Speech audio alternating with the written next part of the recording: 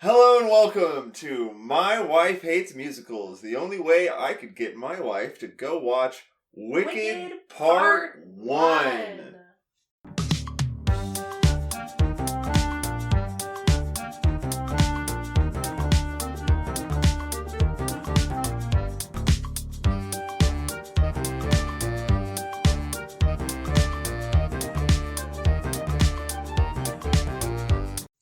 Hi there, I'm Austin. I'm Elle. And we literally did just get back from watching Wicked Part 1, which was, I was pretty freaking happy with it. I was even happier with the 45 minutes of episode that we recorded before we recorded this, before my computer decided to stop recording. Yeah, apparently you should go back and check to make sure that you're not storing a bunch of extra data files. But we have plenty of space now for this episode, the second time we're recording most of it. Wicked Part 1. It's something. Yeah, we have thoughts. So a couple of Lots of thoughts. A couple of things about this before we get into it. One, there is obviously no way that we can do what we do here without doing spoilers. We don't really care though, because this musical has been out since 2003. If you were worried about spoilers, come on. Also, this is my first time ever seeing it, so I can understand how you could make it 20 years without seeing it, but just so you're aware, we're going to review it, and we're going to talk about it, and we're going to spoil part of it. Yeah. So, also, part because of the nature of this movie, we are not going to be able to avoid politics. It's kind of impossible because this particular story is pretty on the nose in what it's talking about, and it's talking about marginalized people. And if you're looking for an episode of this show that is an escape from whatever is going on in the news currently, just go ahead and give this one a skip. This ain't it. And I would go ahead and just give Wicked a skip, because it is certainly not a fucking escape from what is going on in the current mainstream political climate. And I kind of wish I had known that before I sat down to see this. I would still see it because it's a good movie for what it is, but I was not expecting to be so challenged today by it. Yeah, there were points in this movie where the children next to us were distressed. Oh, do not take your kids to see this either. No. Oh my God, do not take your kids to see this. No. Or do. Unless you want your kids to be sad. Yeah. It's a sad story. But yeah, there's your warnings. Your opportunity to hop off this train to Oz is over now. You're with us. Yeah, the wizard. That being said, though, I am we can jump into it. Holy freaking shit! I love this movie. I love Stephen Schwartz. So, Wicked, the music and lyrics were written by Stephen Schwartz, who is a heavy hitter. Who is most definitely a heavy hitter. He was the composer for, as far as Broadway goes, music and lyrics for Godspell and Pippin, which are both very, very successful Broadway shows. But you probably know him better as the person who composed the music and lyrics to The Hunchback of Notre Dame, Pocahontas, Prince of Egypt, and more. Yeah. When you hear the overture of Wicked to me gives a lot of Hunchback. It reminds me a lot of Hunchback of Notre Dame. Yes, everything. Oh my God, the music in this movie. The music in this movie is amazing. Yeah, like from the jump, from the overture, I was like, okay, I knew that the music was going to be good the entire time. Yeah, I was not concerned about there being a shapoopy in this one. No, there is no shapoopy. Yeah, it's stunning. And not only that, but everyone's vocal performances in this are stunning. There is not really a bad singer. There are a couple of singers who are weaker singers, and you can tell they were cast because of their acting ability and their name recognition. Yeah. But even they do a very good job of performing within their means. There's not a Marlon Brando in this cast. No. Yeah. So, yeah, that kind of crosses that one off. No, 100%. So it opens up with No One Mourns the Wicked. I don't even have to look at the notes to know this, because I don't have a lot of music saved on my phone. The Wicked original cast recording is one of the things that is on my phone. I did not know that. That's funny. I love Wicked. Is one of my is top 3 for me. Yeah. Easy top 3 musicals. Yeah. It's probably number 3 behind Rocky Horror and Fiddler. Oh, yeah, that makes sense. Huh. It's kind of hard for me to give a top 3 because I feel like there's so many I haven't seen because I hate musicals. But so it opens up with soaring overture, going directly into No One Mourns the Wicked, which is basically the equivalent of, in case you didn't know, this is a retelling of The Wizard of Oz. If you don't know that, then you didn't look at the freaking poster, so you're an idiot. Oh, also, it's interesting because this is a musical that is based... This is a movie that is based on a stage musical. Based on a stage musical that is based on a book that's essentially fan fiction of a movie that was based on a book that is based on the American monetary standard. Yeah, so The Wizard of Oz is a book by L. Frank Baum, another L. Fellow L! And in case you know, didn't know, The Wizard of Oz was a political book. It was about the gold versus silver standard in the 1800s. They were trying to decide what precious metal they wanted to back U.S. currency, and that is why you have the yellow brick road, and you had the silver shoes instead of the ruby shoes. They were turned into the ruby shoes for Technicolor. Yes. There's your fun fact about another movie. Because Wizard of Oz was one of the very first color movies. It was Technicolor, right? Or whatever. It was color. It was one of the first color. It was color, yeah. And maybe we probably should do Wizard of Oz at some point, actually. We will. Yeah. It would be helpful. I think it would be helpful to see The Wizard of Oz before you see this, because there's obviously a lot of, work they're doing to reference the book, and there's a lot of foreshadowing they're doing that if you've not seen The Wizard of Oz, you'll just miss out. It'll go right over your head. So I think you would benefit from seeing The Wizard of Oz first. So No One Mourns the Wicked. No One Mourns the Wicked. It's basically picks up from the very end of The Wizard of Oz. Yeah, basically it is Ding Dong the Witch is Dead, more or less, except for it's about the Witch of the West instead of the Witch of the East.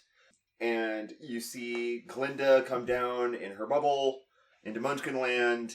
It's the first time that we get to see Ariana Grande as Glinda /Glinda, the Good Witch of the North? South? Maybe it's East? South. I'll Google it. Please continue. Doesn't matter.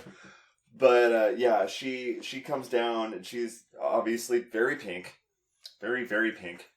And one of my first 2 problems with some of the choices made in this musical, well, not in the musical, in the movie, unfortunately are both about Grande. So I'll start out by saying that Ariana Grande's performance is strong. Her vocal performance is stunning.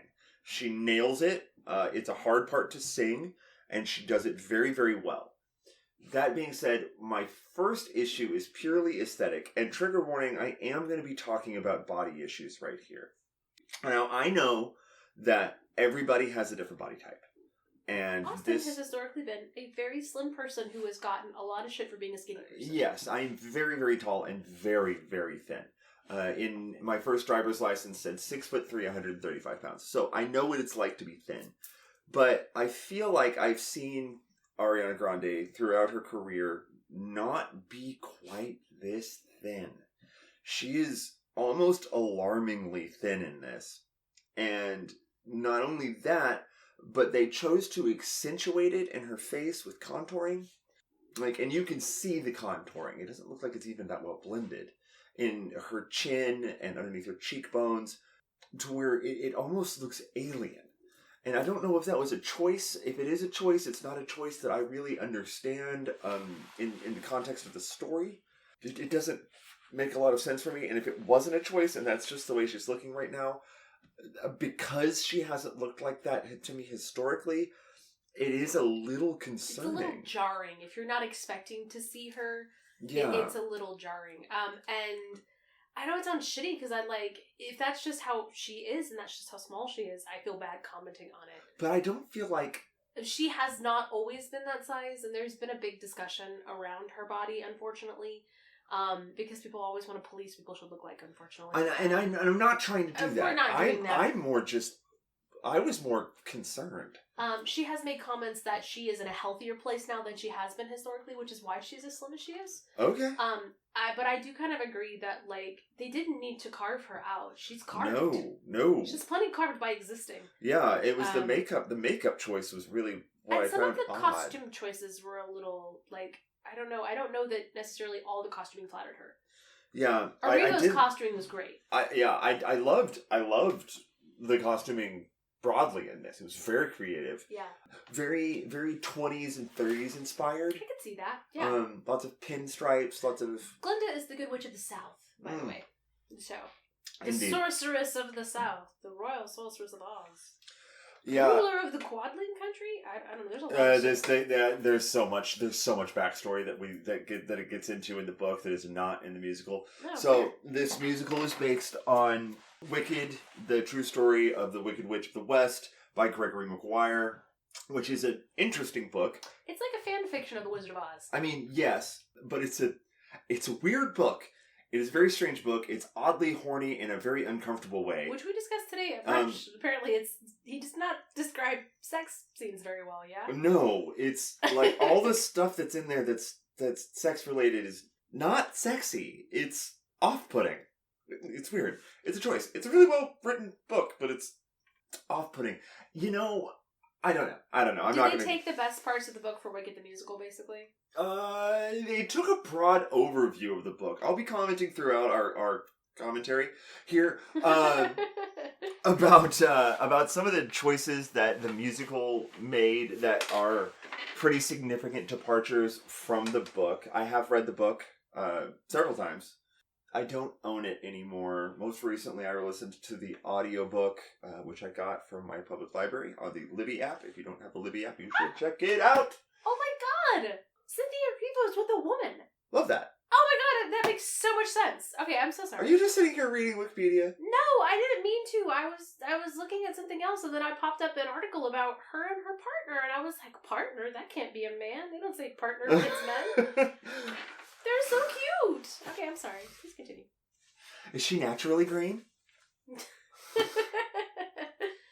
Okay.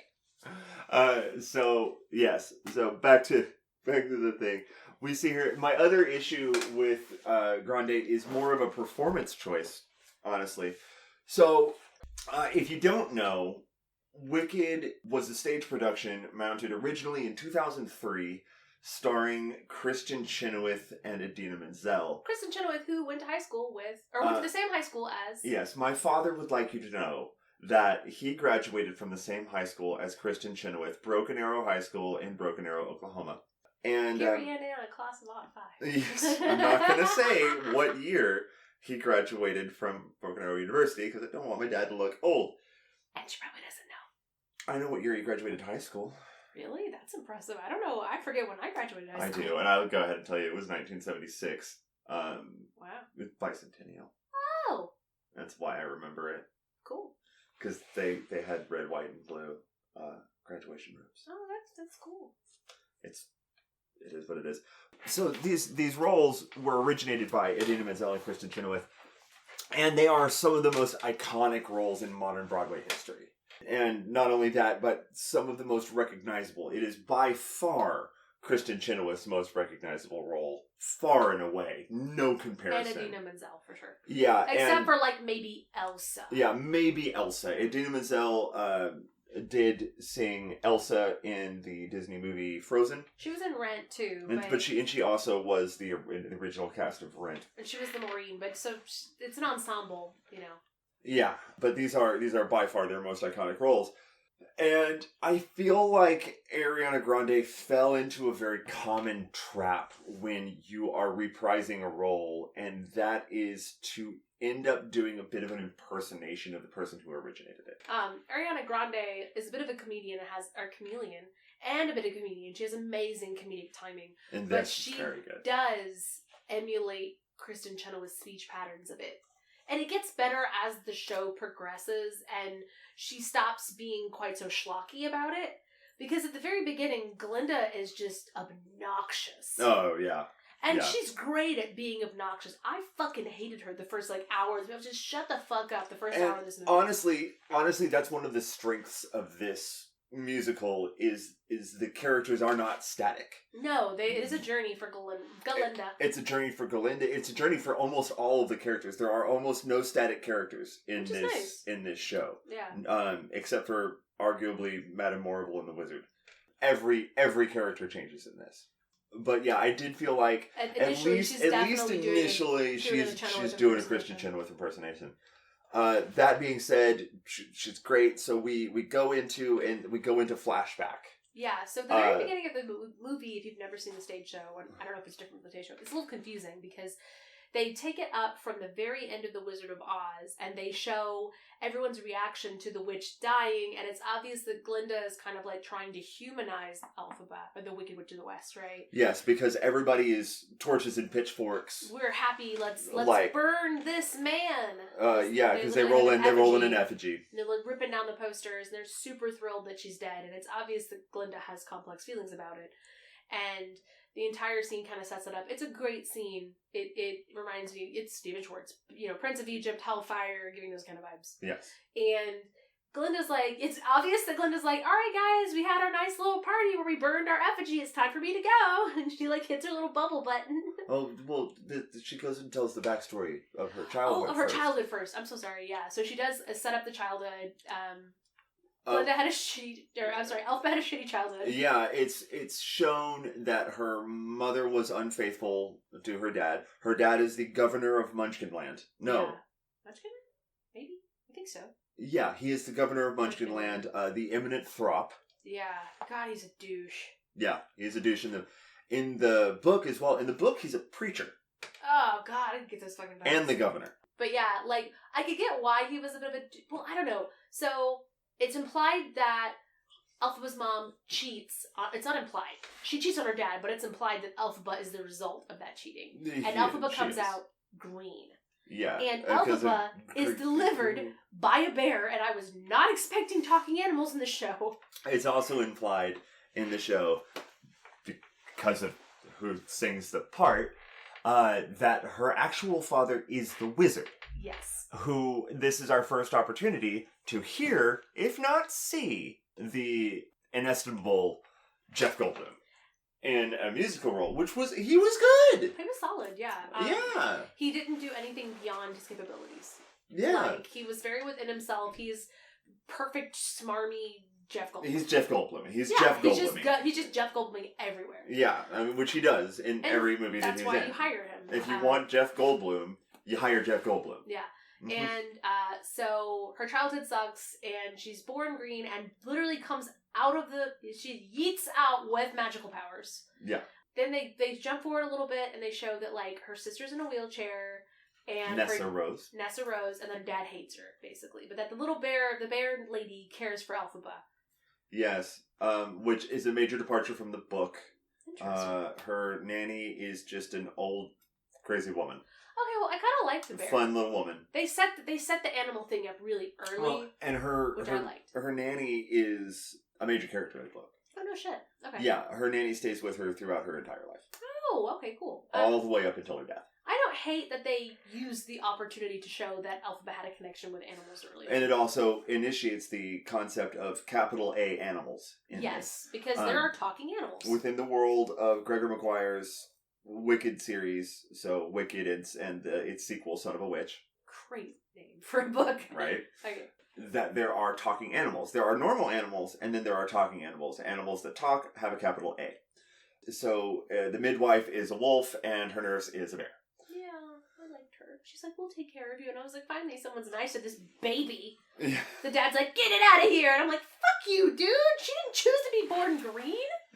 Just like I didn't choose to be born trans. Anyway. Yeah. And I didn't choose to be born non-binary.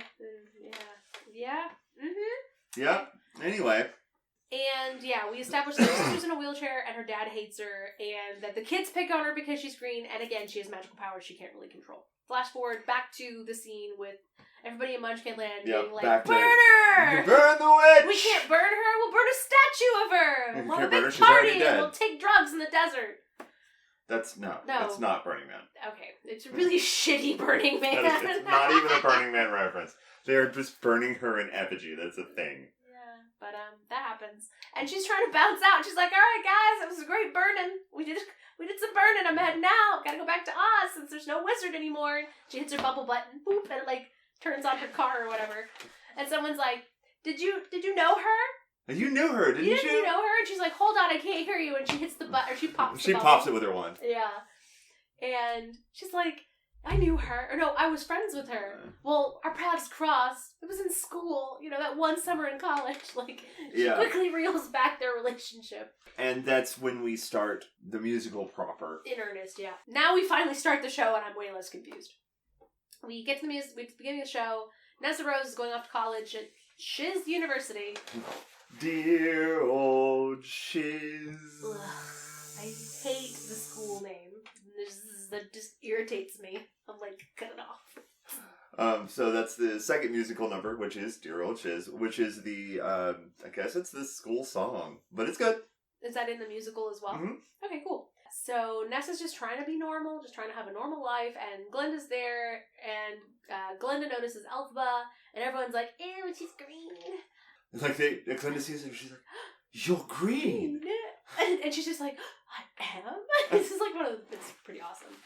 And it's like, Glenda has this like, thinly veiled like apology that poor Elphaba has to live this way as a green person, and she's going to become a sorcerer so she can fix her, basically. Like, have you tried not being green?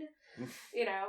And it's very obvious Elphaba is not having any of this bullshit. Yes, because she's dealt with it so many times. And again, like, and you know what? I warned you. This is going to be political. I identify with this so much. Yeah, because she'll do it multiple times in the show where she quickly answers a series of questions that you can tell she gets asked every time. Yes. You know, like, no, I don't even remember what the questions were. But it's like, no, I didn't eat grass as a child, and yes, I was born green. Yes, I've always been green. Yeah, you know, yes, I'm on hormones. Yeah, yes, I'm happily married. No, yes. I don't want anything to do with you. You know, like. No, I'm not going to talk about my penis. Yeah, we're not going to talk about the surgeries, any of them. Like, so. And I, oh my god, just having those, like, no, hearing her spell out those rote answers, I'm like, yep. Yeah, that's pretty much how it goes when you meet somebody who looks so obviously different the first time. So it's interesting. So we meet Nessa Rose for the first time as an adult.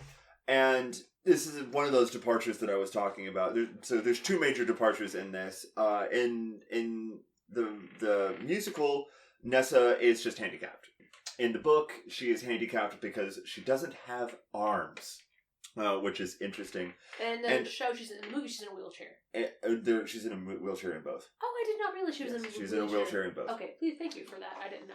So the other thing that's different is that in the book, it's made clear that Elphaba is attending school the entire time. Yeah. And then it's not in the stage show or the movie, no, right? Neither. I feel like it creates, like, it would just be simpler if she was just attending school. It'd probably be a little easier, but instead we'd have to have this, like, conflict where, like, she accidentally uses her magical powers, and then Michelle Yeoh, who is amazing. We love Michelle Yeoh. Yes, Michelle Yeoh is amazing in this. Another person who is obviously not a singer, at least not in English. I don't know if she sings in the work that she's done in China before she came over. Like, for instance, I know that Jackie Chan started out in Chinese opera. Yeah. If you didn't know, Jackie Chan started out as an opera person. Yeah. But she does a good job and doesn't go outside of her capabilities, and of course the acting and the presence is there. Oh, she's amazing, and she's just so beautiful. Yeah. Oh my god. Yeah. Best Actor Award winner Michelle Yeoh. Yes. Please cast her in things. But yeah, she's there and she saves the day because everyone sees Elphaba do all this really powerful magic, and it destroys this sign that was hiding the animals. It was a sign. It was a sign. It was a picture of the wizard. Yeah, and the wizard sign gets destroyed, and behind it you can see that there was just animals there. Yeah. Nice foreshadowing for the whole fucking movie. And Michelle Yeoh walks up and goes, "Yes, I take credit for this because I'm a powerful sorceress and you need to be on your toes." And then quickly grabs Elphaba. After ignoring Glenda, because Glenda wants to be a sorcerer, and she blew Glenda off earlier and was like, "Sorry, I'm not going to teach you. I don't think you're talented." Right? Basically implying that the whole time. And she's like, "I'm going to teach you. I'm going to make it happen. We're going to get your dad. I'm going to tell the wizard you're going to be a star. Basically, I want you." Yeah. And this is the first time that we get to hear Yeoh sing, and then we go into one of the iconic songs from the musical. Like, all of these songs are so good. It's really hard to pick out one that you're going to call iconic. There's like 4 in this that people cover regularly. Yeah. In your karaoke's, in your auditions, and when people want to sound like they really know how to sing. And so this is one of them. It's The Wizard and I. And it's our first time to hear Cynthia Erivo speak. And her acting up until this point was really solid. Yeah. And so... Cynthia Erivo was stunning. Yeah, and her singing is... Like, you hear her sing The Wizard and I, and you're like, okay, I'm in for a good show. Yeah, when it started out, I was nervous, because it starts out in her middle range. And her middle range is not as powerful as Idina Menzel's. It's just not. Yeah, Ariana Grande and Cynthia Erivo are not belty, like, singers. They're not... yeah. But it's not bad. Like, it's not like you're missing out. It's just no, different. Because Idina Menzel is, like, belty as hell. When she settles into it, you can tell that she's freaking solid. She's very awesome. Capable singer. She's very, very, very, very good. She's just stylistically different from the original, but it's not offensive. Yeah, and by the end of this, because this is her first musical number, by the end of the number, you can tell that this role is in good hands. Yeah, she's gonna be just she's fine. Great.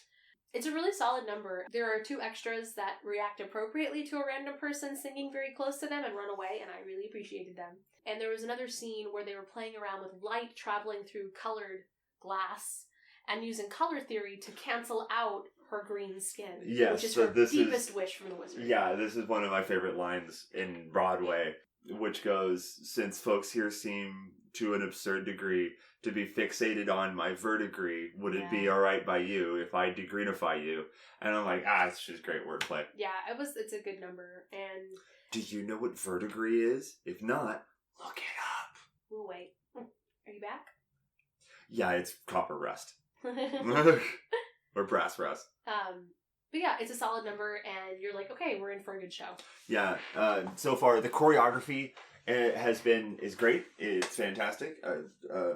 Yeah, the opening number is solid. It reminds me a lot of The Wizard of Oz. Yeah, for me, it reminded me of the Julie Taymor movie Across the Universe. I see that too. The choreographer for the film is the same choreographer from the actual stage production too. So, who also, Salento, who also did How to Succeed in Business Without Really Trying, the revival of that. And Joe's been the technical Yeah, I think so. I think he did that, and he also did Tommy. Yeah, he did a lot. He's a very, very accomplished choreographer. Yeah, he did a lot of stuff. But yeah, by the end of that, you're like, okay, we're in good hands. I think we've said like 3 times. But yeah, they kind of set that up, and we go to the Loathing song is next. They do a lot of musical numbers in quick succession, it feels like. Yeah, that's the. But then we go a big gap without musical numbers. Yeah, I noticed later on. So they jump from this into the Loathing song because Glenda accidentally volunteered to be Elphaba's roommate. Yes. Dearest, darling, Momsy and Popsicle. Yeah, and it's very Wednesday. It's obvious that Wednesday stole this straight from Wicked. It is they are in 2 different sides of the room, and they don't get along, and they're writing letters to their families. And one's pink and one's black. And I will say this is probably my favorite number in the musical so far. I like Defy Gravity, but I fucking loved this song. It was tight. The harmonies were great. And it tells a story. It tells so much. It doesn't waste any time. If we're being honest, I've seen this one done. I've seen Loathing covered more in karaoke and auditions than I have Defy Gravity. It's just a great song. You know what it did? It reminds me of Take Me Baby or Leave Me. Yeah, I can see it. It's not stylistically that the same counterpoint, at all. that counterpoint, the back and forth. Yeah. They do it in split screen. At the very beginning, yes. Which is cool. But the way that they hate each other reminds me of the way that Joanne and fucking Maureen hate each other. And it's just like, you can only hate somebody like that if there's chemistry. Yeah. And that song reminds me of it so much. Like, you don't loathe somebody unless you have strong opinions about them. Strong opinions. So, and I just really liked that song. I thought it was great. It really set up the fact that they are very different people with very different priorities, and other people don't like Elphaba because other people like Glenda, and Glenda doesn't like her. Yeah. It sets up the fact that Glenda is popular and that she has popularity, and that's what matters to the people of Oz. So. Yes, and this brought up one of my first big questions that I have about the costuming choices in this movie. At this university, everyone wears uniforms. Except Glenda? Except Glenda, Elphaba, and Fiyero. you know what? We live in a world with talking animals. I'm willing to let this slide. I can suspend disbelief for that one. There's literally talking animals. Okay. Yeah. I'm just saying. We're in a magical world of Oz where main characters don't wear school uniforms. So, but that's actually pretty funny. But yeah, no, Loathing is a fantastic number. Grande and Arrivo have stellar chemistry together. It's just it's a powerhouse performance, and I have no problems with it. My next note is Peter Dinklage Goat. Yes. Which we will get back to you with after these messages. After these messages. We'll be right back.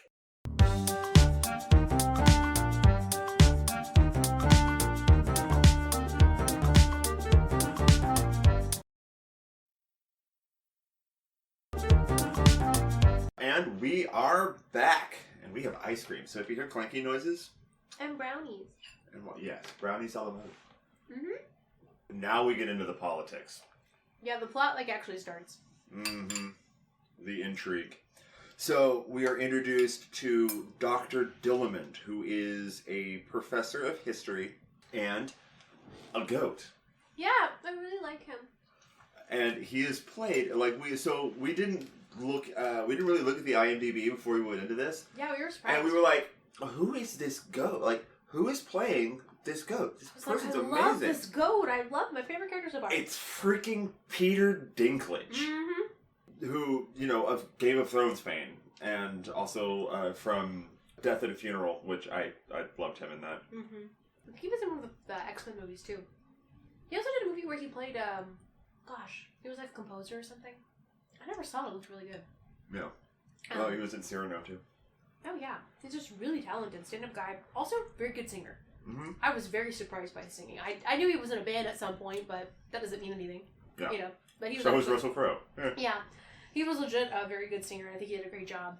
And it kind of establishes this there's this interaction in the movie where he can't pronounce Galinda's name because apparently he can't do it. So he says Glinda, and Galinda gets upset by the fact that he can't pronounce her name and harasses him and makes fun of him for it. And he says, I'm physically not capable of pronouncing it.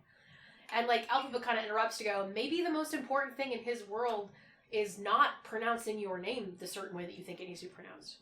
Yeah. Which you could easily see that being well, why can't you sound like a native English speaker when you speak English? Yeah. Kind of. It's pretty pointed. And my note here is, are they racist against animals?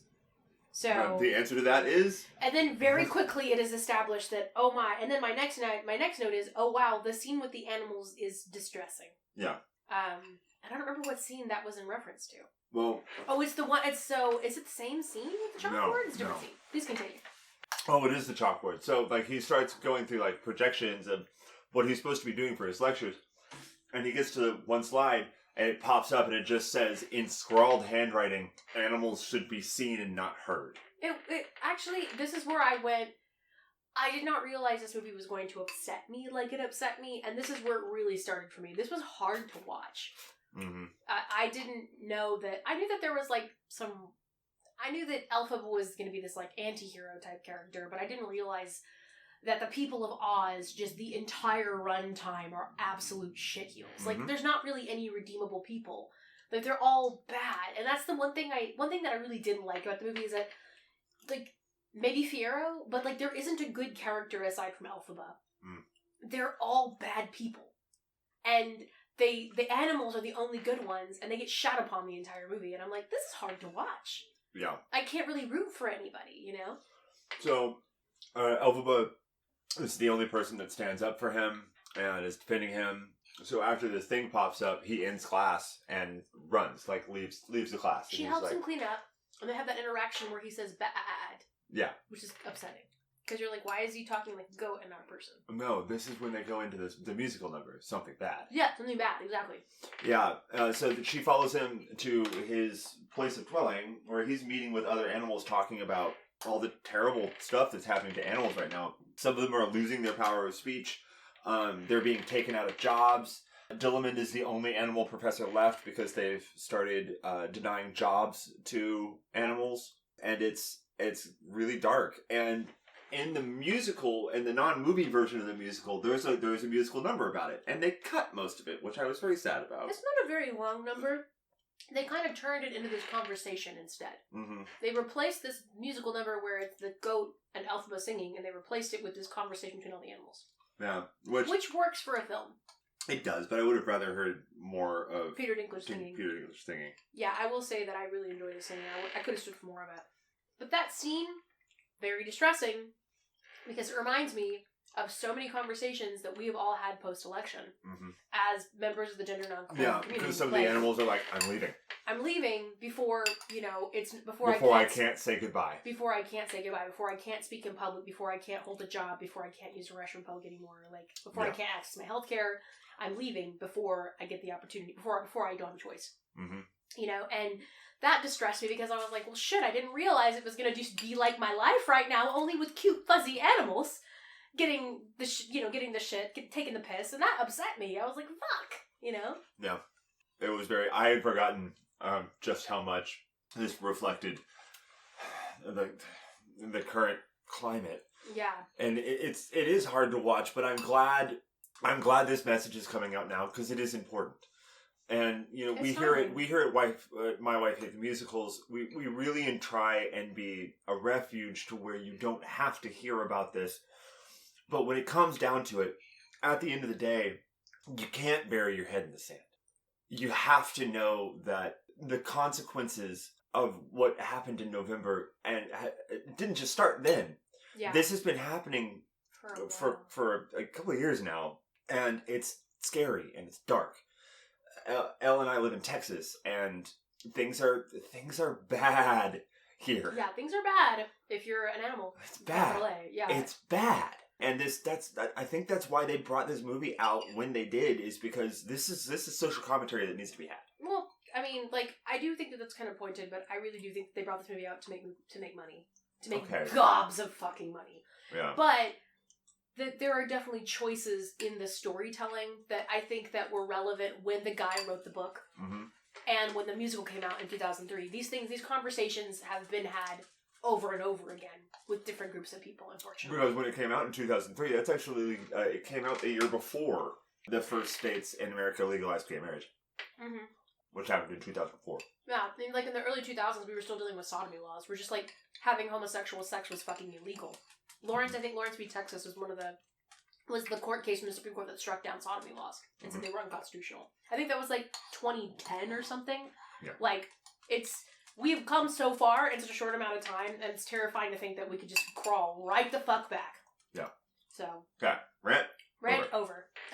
But yeah, the scene is very distressing, but very accurate. Having literally listened to these kinds of real life conversations, I think it was very well done. Yeah. Yeah, it was a hell of a thing. Oh, we meet the love interest next. Ah, yes. Now we and get his talking horse. Yeah, okay. That wasn't in either depiction of this. It was not in the musical. It certainly wasn't in the book. Now we can find out if Austin will have a crush on a real-life talking horse as opposed to an animated horse. They don't get that. We have not talked about hot horses on the podcast yet. It's a shout-out to our friends who know about Austin and hot horses. Okay, so... okay, now I have to talk about this. Now we have to explain hot horses. Okay. It is not that I find horses attractive. That's weird. No, it's that weird. Cartoons like, I think it came up we were talking about Mulan, but it's like Mulan and Tangled and... Maybe the one with the chaotic bisexual people. Road to El Dorado, yeah. They, for some reason, they give the horse very humanistic features, and I swear to God, they're trying to make the horse hot. And I'm like, why are you making the horse hot? I don't want a hot horse! This is revenge for you not editing out things I ask you to edit out. Thanks, baby. We'll see if you leave this in. I'll take my licks. But anyway, so... Fiyero hits on her, right? What? Fiyero hits on her pretty quickly.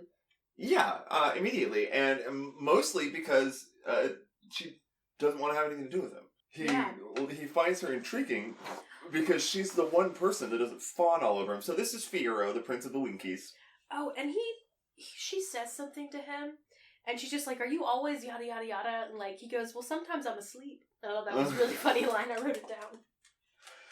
So, we meet Firo, and he is the Prince of the Winkies. He's very hot, very chaotic bisexual energy. And we don't know, I didn't know who he was.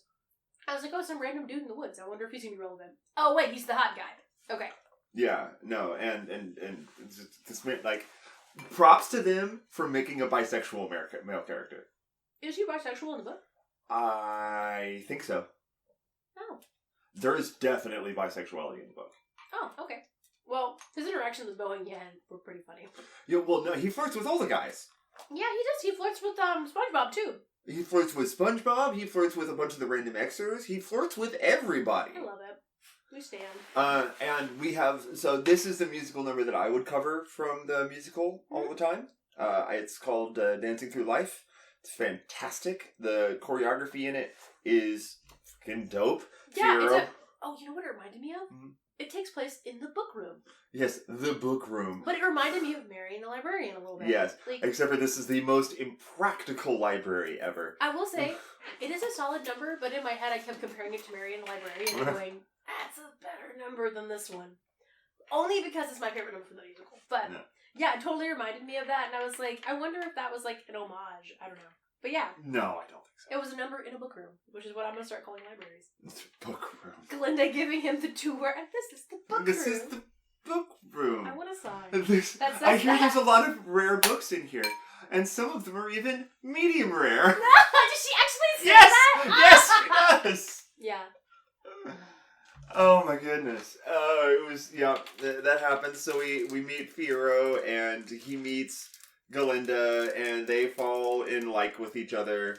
In lust. Yeah. Well, you're perfect and I'm perfect, so we should fuck, basically. And we're perfect together, now until forever, dancing through... Oh my god, I love this fucking musical.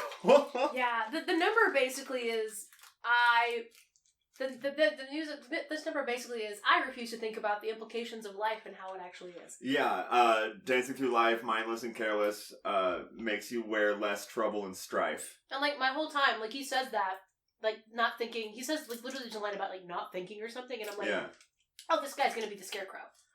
It was immediately what I thought. Yes. Like, it's obvious what they're setting up here.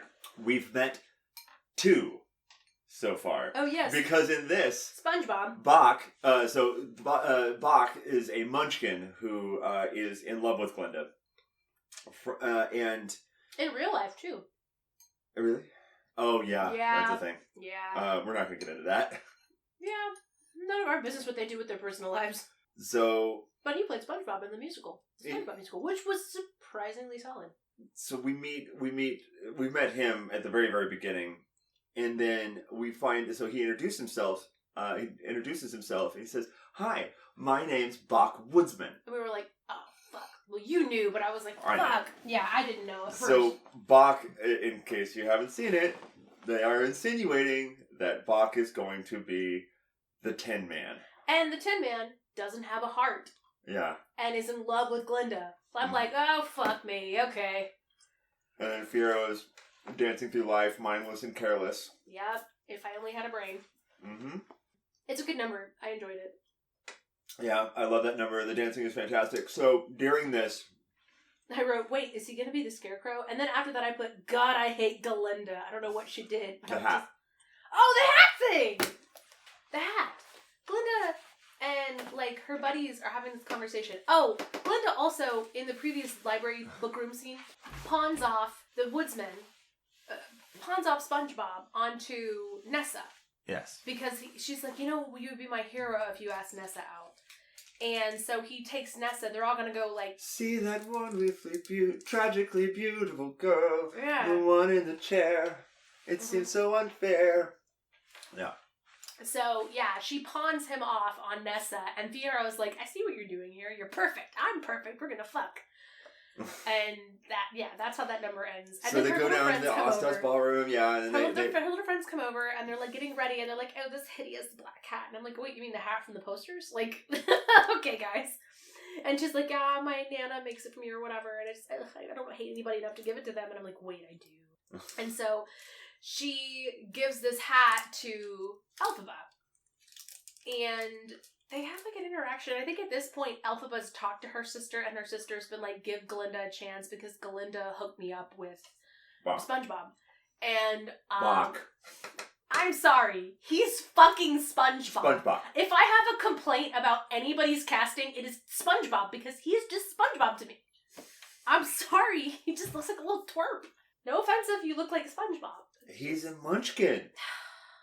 But he's, like, not all the munchkins are like, he just gives twerp vibes. And he's like, he's dating Nessa, and then he's like fawning over Glinda, and I'm like, I don't like him either. Who am I supposed to root for?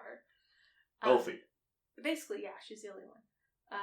But yeah, it gives her the hat, and her sister's like, hey, lay off Glinda, give her a chance. And so Glinda gets her into the sorcery program. Or no, Elphaba gets Glinda into the sorcery program. Yeah, Elphaba swings big dick and says, like, well, Michelle Yao tells Glinda what happens in person. Yeah. So they all go to the fucking party or whatever, and Glinda's like, haha, I gave her the ugly hat, you know, hee hee.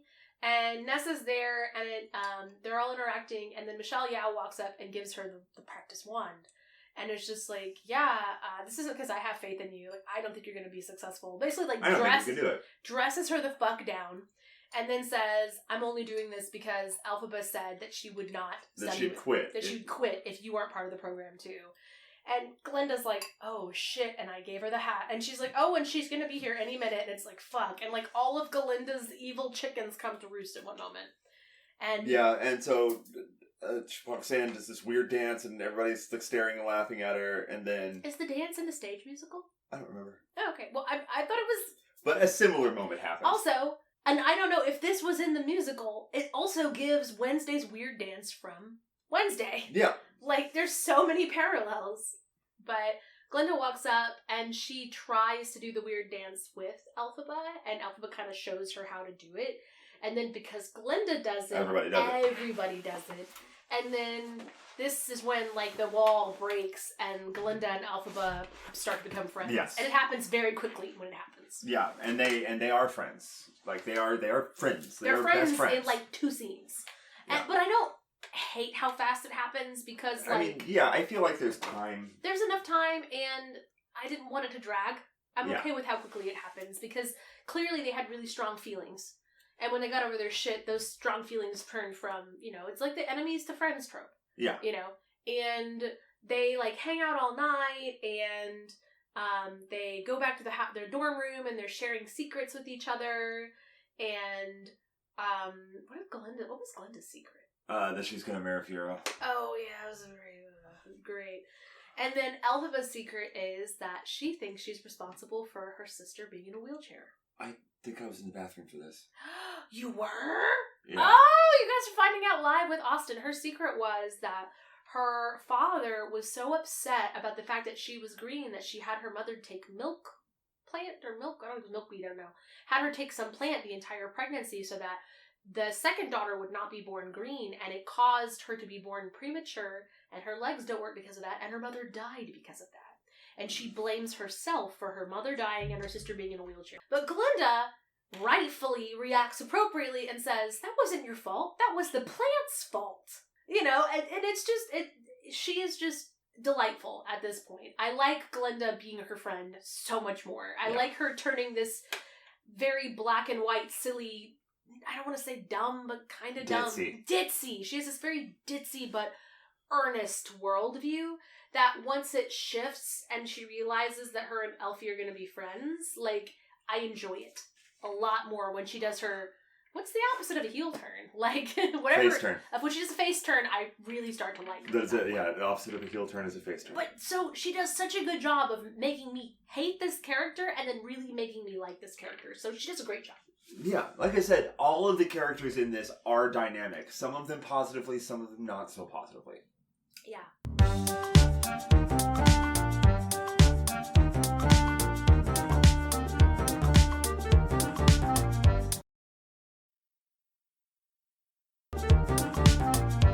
Okay, and this is Popular? Popular is next, right? Yes, Popular is next.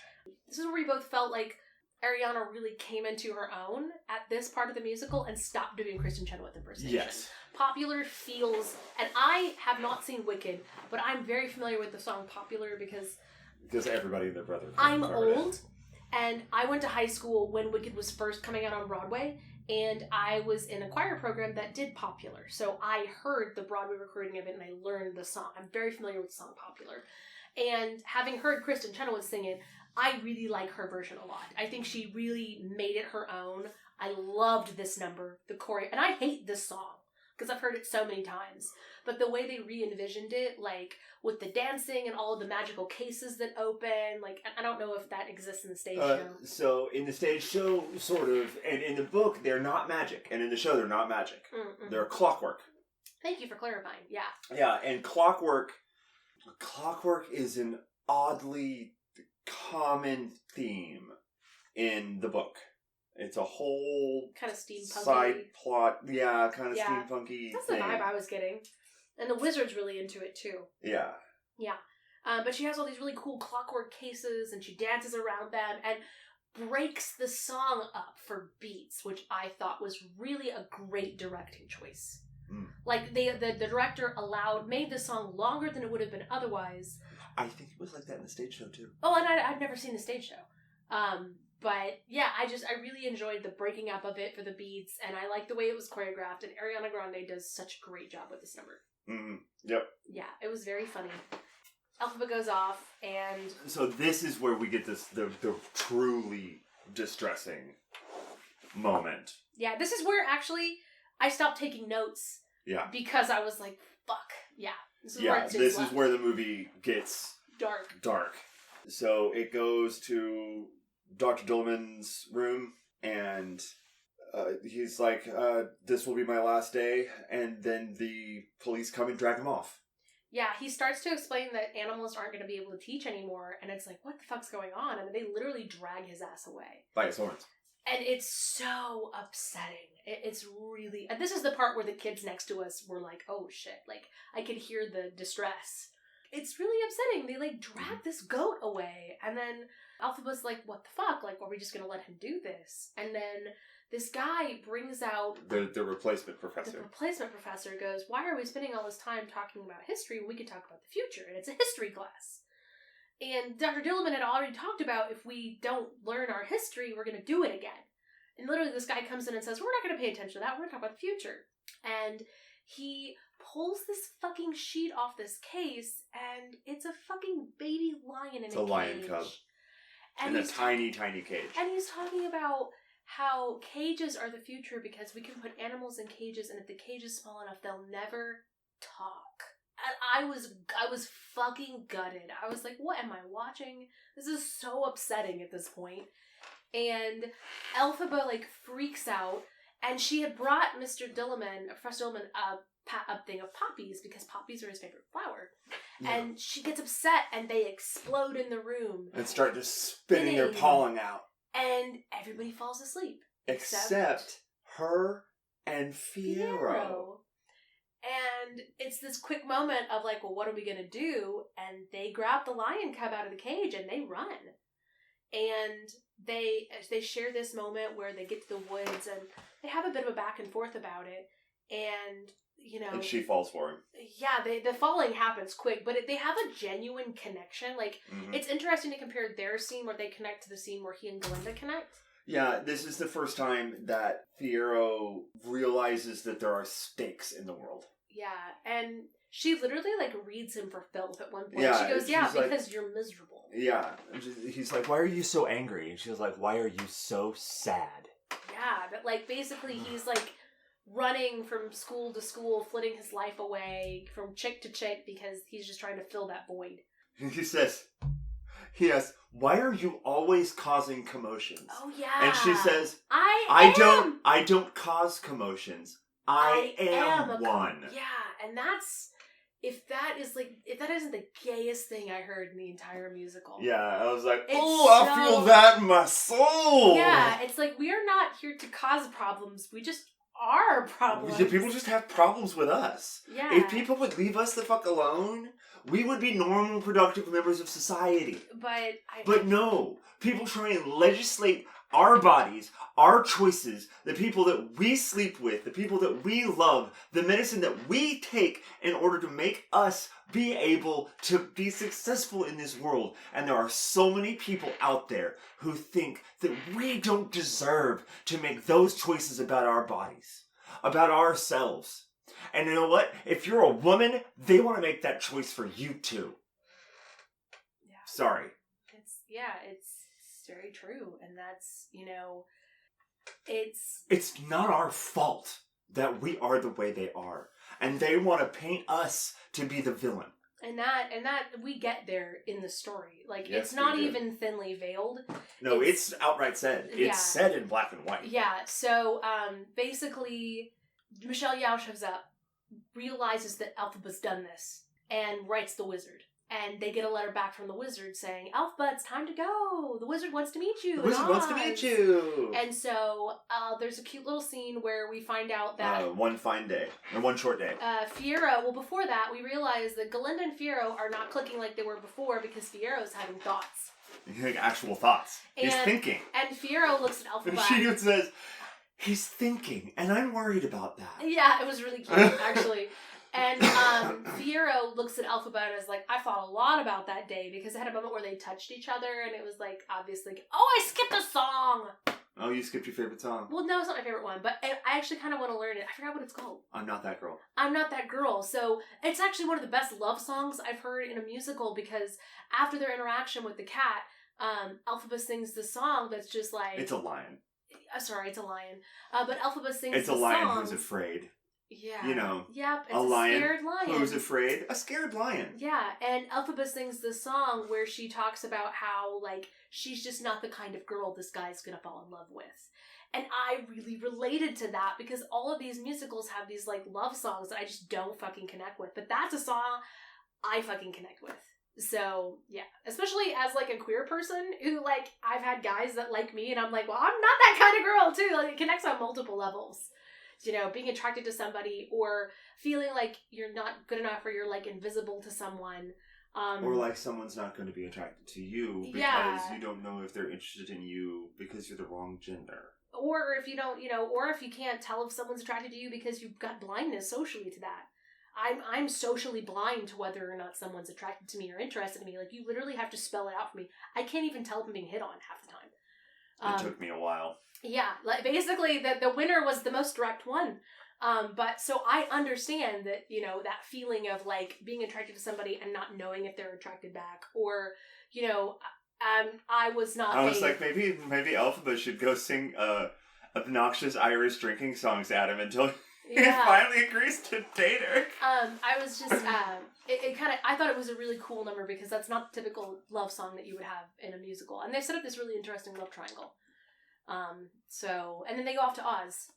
And then they have that number. We get One Short Day in the Emerald City. And it's a cute number. It's a really great bonding scene for them. Yeah, it's a good bonding scene. And then they pop in their first original number.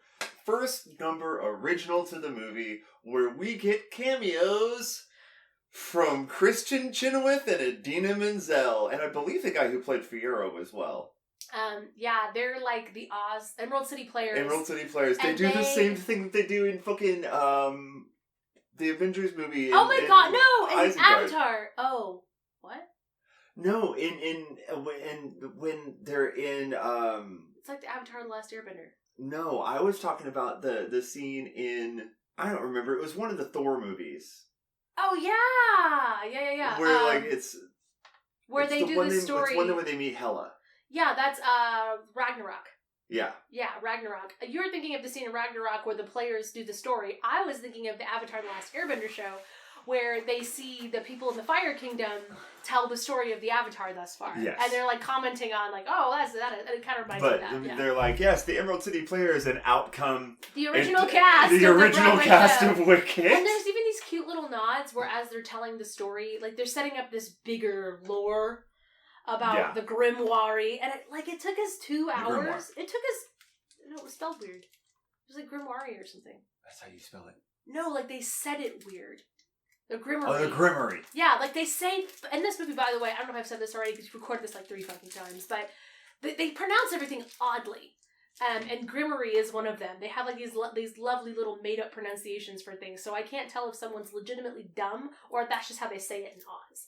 But yeah, the Grimmery. They set up the Grimmery and how it was this ancient book of like their magic and no one could read it, and then the Wizard of Oz showed up and he could read the book.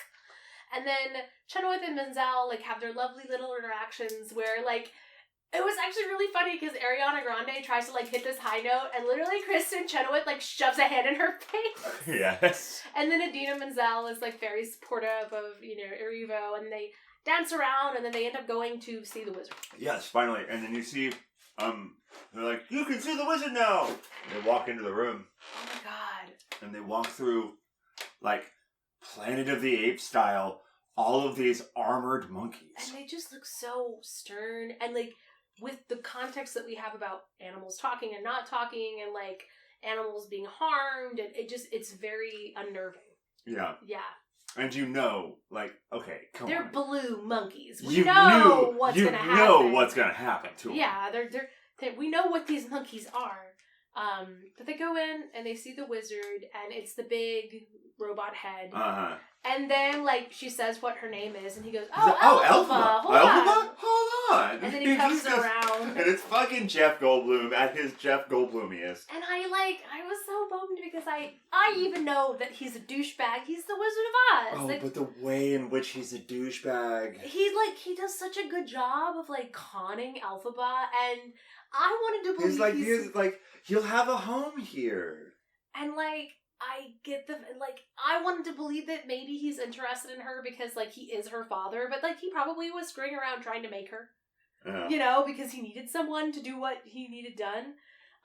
But he's like, and Glinda wants it for her, and everybody wants to be happy, and Glinda can stay in Oz if you stay, and then Michelle Yeoh shows up, and oh, yay, and then they're like, well, here's the grimoire, and she's like, oh my god, and the book opens for her. Yeah. And it's, like, obvious that, like, she's supposed to use it, and... at first, the wizard and Michelle Yeoh are like, no, it's too much to ask. She's like, no, I want to prove myself. I want to make good. And so... I'll make good. Jeff Goldblum talks about how his captain of his monkeys has envied birds and always wanted to fly. But the monkeys never talk, so we don't know what they actually want. And so the book responds to what Elphaba wants to do, and she starts reading it. And Michelle Yeoh's like, I only know how to read a few words, and Elphaba just knows how to read it. And she casts a spell, and the monkey is obviously in pain and grows wings. And she's like, it's in pain, how do I reverse it? How do I turn it off? Michelle Yeoh, you can't reverse it. And not only is that monkey now a flying monkey, but all of the monkeys are flying monkeys. And at this point... So he's like, they'll make the greatest spies against animal... Like, subterfuge or resistance. Yeah, animal resistance. And at that point, it clicks. It clicks hard for Elphaba. Holy shit. And he straight up says, well, when I got here, there was chaos and discord and disruption. And if I know anything about that from where I'm from, if you want people to unite, you give them an enemy. And it's just, like, it's not even If you veiled. want people to unite, you give them an enemy. Yep. You create an enemy, a group of people or a group of creatures small enough that they aren't a huge voting bloc.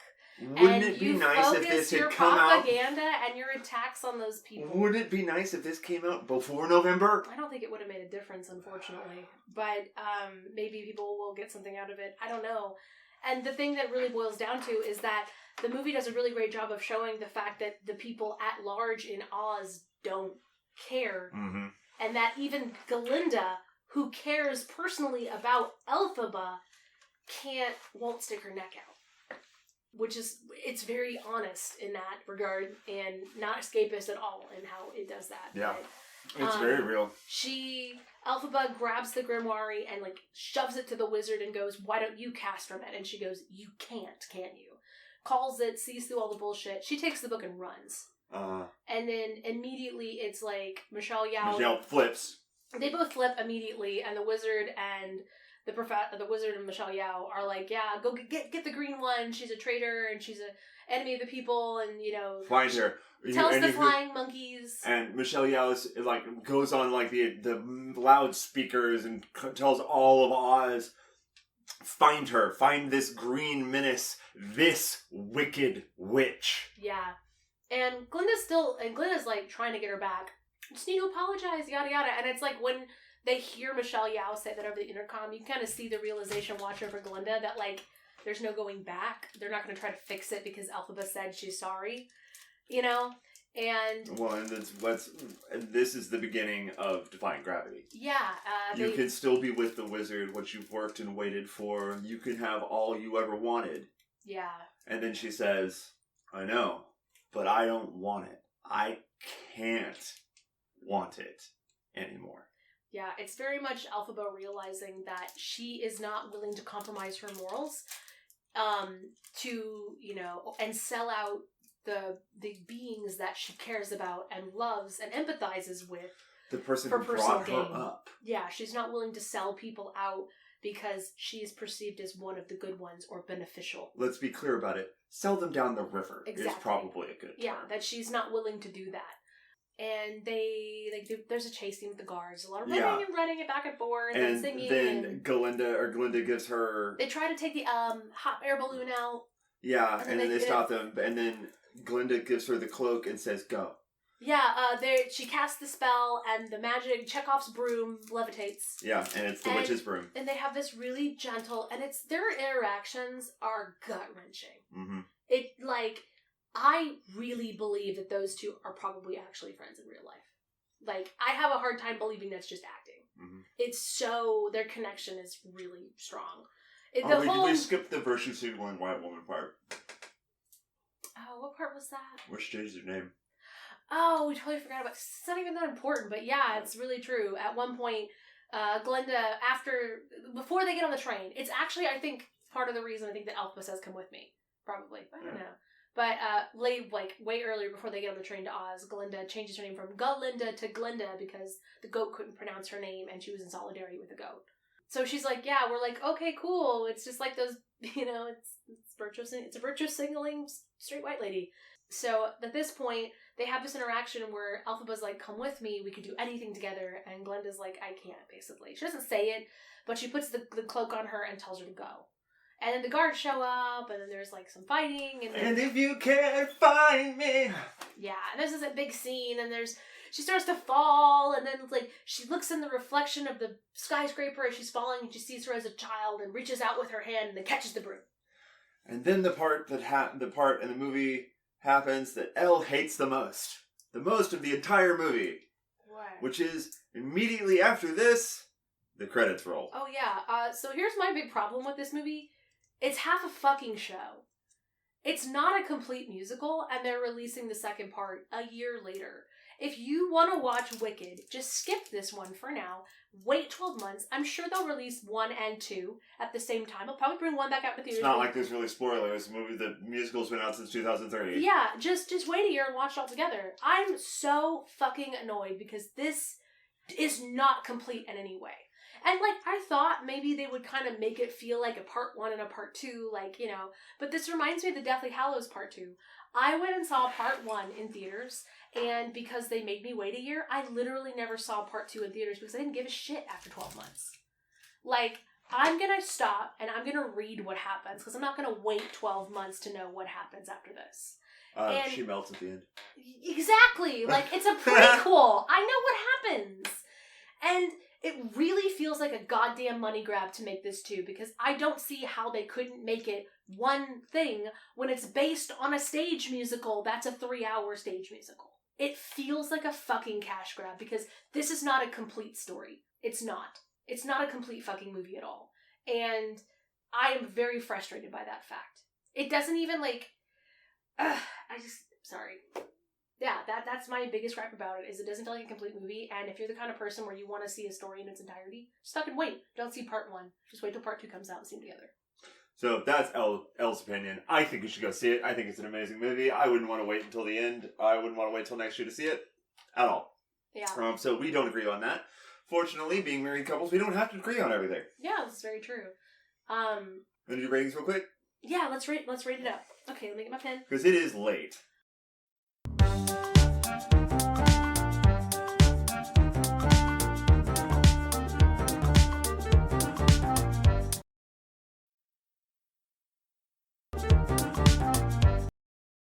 Yes. Okay, so we're going to rate a few things. Does this if you pass the Bechdel test? Obviously. Absolutely.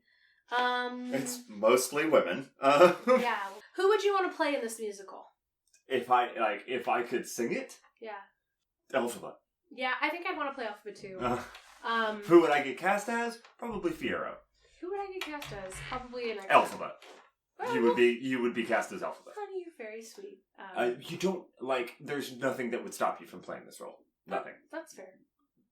Well, thank you. That's very kind. If anybody is going to cast a musical theater version of Wicked, baby, you're an Elphaba. There's nothing. No, you're an Elphaba. Actually, probably one of the first musicals where we've had a character where I was like, "Yep, I could play that." Yeah. But yeah, definitely Elphaba for me. Your standout extra. Let's see. Standout extra, probably Bo and Yang. Yeah, Bo and Yang is pretty funny. I also do like the extras that ran away from Elphaba in the first number. But yeah. Bo and Yang is he does a funny, stereotypical gay friend. Hose! Okay. Favorite musical number? There are so many good musical numbers in this. Yeah, you gotta pick one. The one I used to sing at karaoke all the time is Dancing Through Life, Hero's number. I love that. Defying Gravity is... I don't have one. They're all good. Oh, I have one. It's the Loathing song. I know yours is Loathing, but I love most of these. The only one that that doesn't really jive with me, and I said there's not a bad song, but if there's a weak song, it's Sentimental Guy, the Wizard's number. Yeah, it's probably a weak song. Yeah, and it's not Jeff Goldblum's fault. It's probably the weakest song on the OST, but it's not that weak. It's not a shapoopy. Yeah, it's like being the worst song on a Queen Lemonade. Album. Yeah. So okay. So yeah, for me it's definitely Loathing. Okay, let us rate the singing. I'm gonna give it a 9. I'm confident giving it a 9 as well. Yeah, if Goldblum and Yao had been professional singers, it would have been a 10. It would have been a 10. Yeah, I agree with you completely that if Goldblum and Yao had been singers, it would have been a 10. Acting. I'm going to give it a 9. Yeah, I'm going to give it a 9 too. The acting is very strong. Ariana Grande did an amazing fucking job. Yeah, I thought she was great. Everyone in this is great. I hated her and then loved her in equal measure, and I was very impressed with that. Peter Dinklage is great. Michelle Yeoh was great. Yeah, Jeff Goldblum was great. There's not Cynthia Erivo was great. Wait, let's back it up. Is there a bad performance? Yeah, Bo and Yang. Yeah. He is a very stereotypical character and not really necessary. Yeah, he's the only one that I have a problem with. Everybody else nails their roles. Also, even SpongeBob nailed his role. I don't like SpongeBob, but that's a me thing. He's cast perfectly. I will back it up. Nessa is a very weak character. Okay. So I'm just trying to make sure that I'm trying to make sure it shouldn't be a 10. That's why I'm asking. So 9. Yeah. Because we've not given out a 10 for acting yet.